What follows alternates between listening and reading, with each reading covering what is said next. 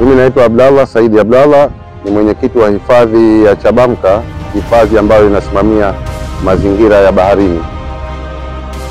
Karibuni sana katika hili eneo letu la Betrasi kuweza kuona mambo mawili matatu ambayo kwa sisi wananchi wa Betrasi, ambaye mimi pia ni mzaliwa hapa Betrasi, tumeiona kwetu kwamba kuwa ni athari ambayo inatukabili kwa sasa.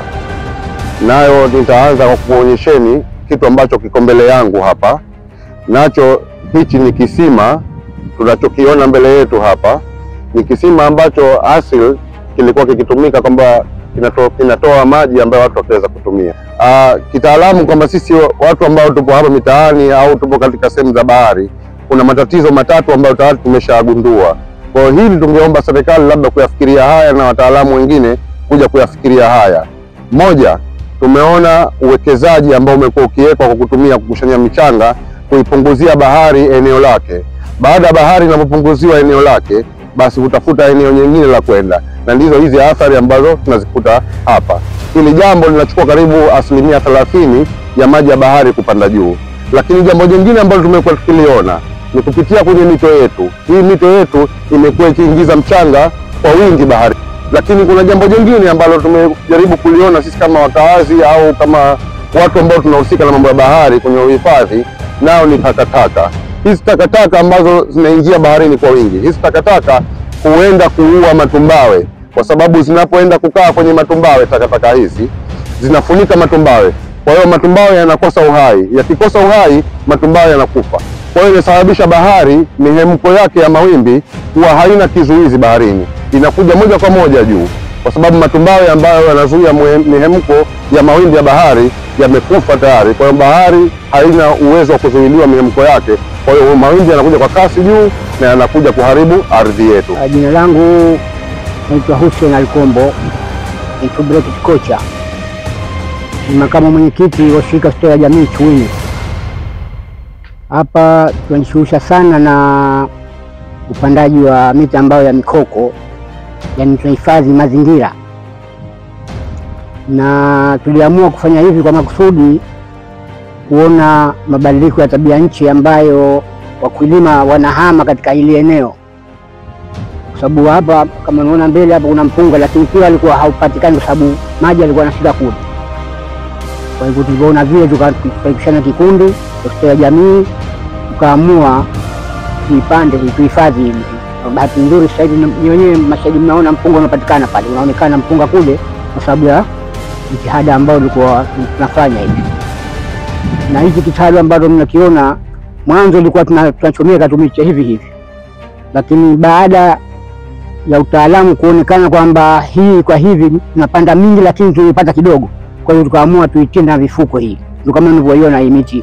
Sasa hii ukenda una guarantee kwamba ukichukua kwenda kupanda basi kama 200 300 kama utakufa kama mmoja au miwili tu. Lengo hasa kwa kusha huu mradi ni mambo matatu. Kwanza, kupata chakula. La pili, kuhifadhi mazingira, yani kuhifadhi maji yasipande juu.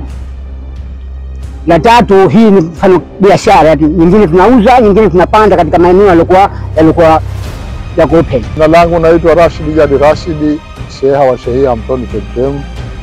Poromoko hili wananchi wenyewe wamelisababisha, wameanza kuchimba mawe kwa ajili ya majenzi, wamechimba fusi kwa ajili ya majenzi,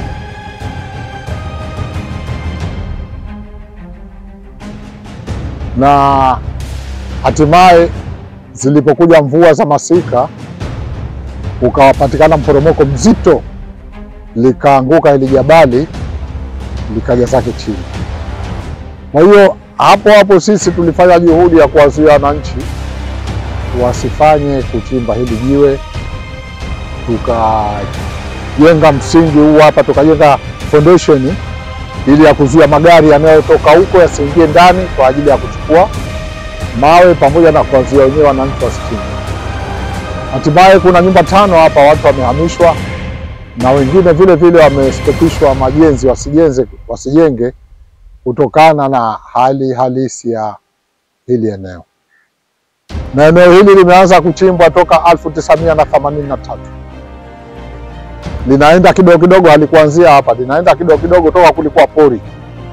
Eneo linachimbwa na watu nyuma wanajenga, eneo linachimbwa na watu wanafuatia majenzi, mpaka limefikia hapa tumezuia, na mpaka sasa hivi hapachimbwi tena jiwe, na utaratibu tunasubiri vipi pafanywe, tupatumie katika mfumo gani. Mpaka hivi sasa tunawazuia wananchi wasifanye lolote. Ofisi ya makamu wa pili wa rais na makamu mwenyewe wa pili wa rais amefika hapa.